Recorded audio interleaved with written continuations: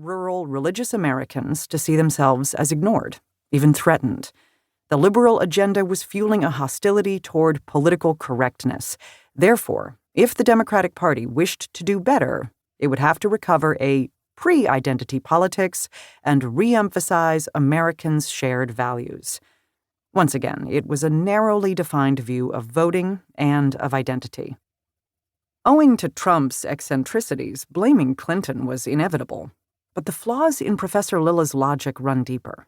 His assumption that there was a time when Democratic politics was pre-identity reflects the larger problem of many respected commentators: attachment to an idealized conception of American democracy. American party politics has exploited the rhetoric of identity at least as far back as Andrew Jackson and Thomas Jefferson. Given the resilience of the white trash slur, rural working-class whites hardly needed liberal lingo to feel alienated. Illogically, Lilla uses Bill Clinton's candidacy as one of his examples of identity-free politics. Yet, as I detail in these pages, Clinton was a poster child of self-marketing.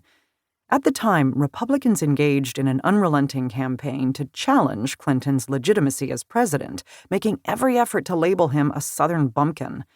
In response, Clinton cleverly refashioned himself as the Arkansas Elvis and admitted at times to being a beer-drinking bubba. He played Heartbreak Hotel on the saxophone and posed with a mule on the campaign trail.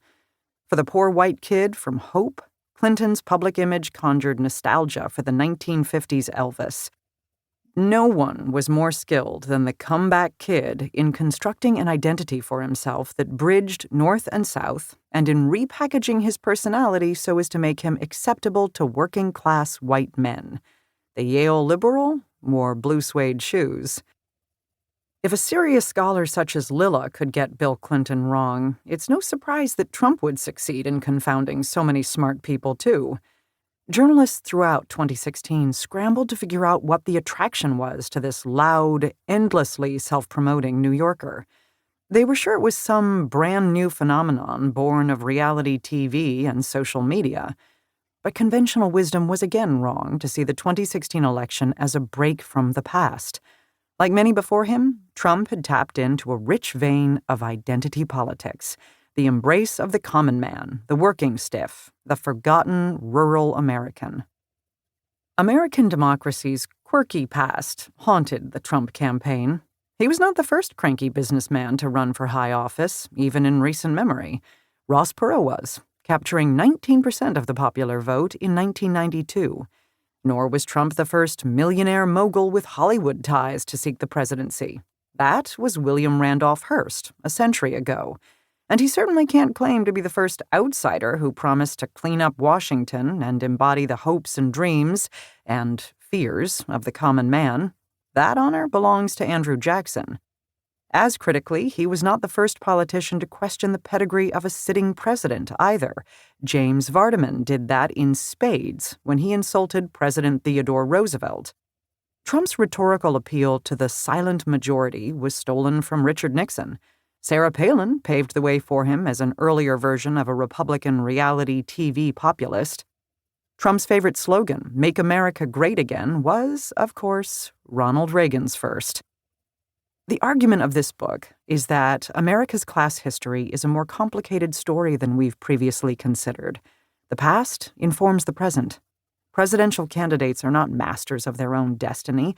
Rather, they are often a patchwork of rhetorical scripts, familiar gestures, political styles inherited from their predecessors, and whatever else they happen to borrow from the grab bag of popular culture. Critics lament that our 24-hour news cycle turned the 2016 election into a horse race or a sideshow. And they're right. It was treated as a kind of sporting event. But Democratic politicians have always had to lure in voters. In the early 19th century, Southern backcountry voters came for the free food, the fistfights, and such rowdy forms of entertainment as the gander pull. In this indelicate contest, two men on horseback competed for the honor of yanking off the head of a goose. As in The Squatter's Tale about Old Shug, men at the polls expected to get a serving of whiskey and brown sugar as they listened to long-winded speeches. It is in the nature of democratic politics for office seekers.